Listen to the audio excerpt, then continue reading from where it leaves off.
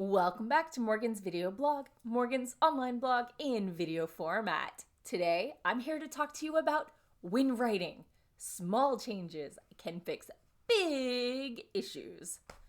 So, have you ever gotten feedback from someone you really respected saying that they hated your work?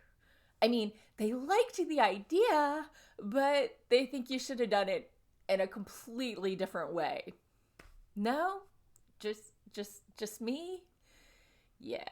Well, recently I submitted a couple of short stories to different markets, and after a pair of quick rejections, I figured I needed another set of eyes on them, and I sent them out to a couple friends. Most of the feedback that I got was along the same lines, so I looked at what I could fix and what I couldn't.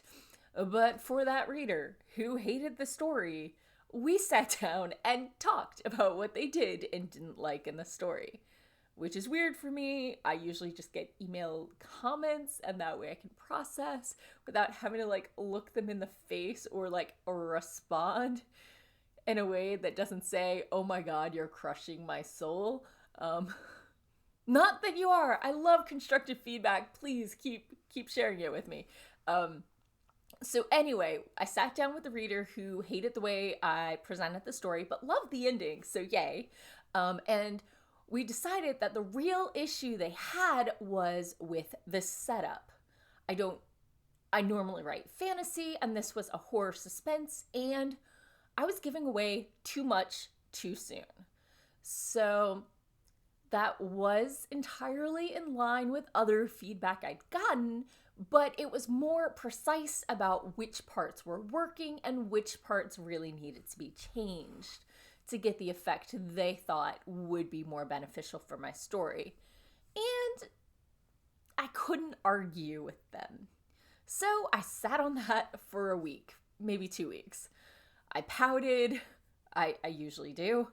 I thought, and I considered if these were even changes I wanted to make. But for once, my knee-jerk reaction wasn't, "They just don't get my story." It was more of a, "I don't wanna," mixed with, "How do I do that?" while making sure the ending is still properly supported, i.e. doesn't seem to come out of nowhere. So finally, last night, after a lot of TV and probably about the time I should have gone to bed, I sat down to start making the changes, taking out the heavy foreshadowing, which was easily found because it was in italics, in sentences outside of the paragraphs telling the actual story. And I replaced those instances with more subtle hints about what lay ahead. 15 minutes later, I was done. Now, I still need to do a redo to make sure that the updates are smooth. I still need a second set of eyes, maybe fresh ones to make sure the ending wasn't too abrupt. Maybe my naysayer to make sure I fixed what they thought were the issues. But this huge change that seemed like a massive structural issue, with a few short line changes, I fixed it. So I wanted to share with you the takeaways. Remember, when setting something up in your world, be it foreshadowing, backstory, world building, or more, oftentimes less is more. You only need enough to spark the imagination and flesh out the world for the readers, not enough to slow the story. So, have you ever been intimidated by a suggested change that you agreed probably needed to happen in your work?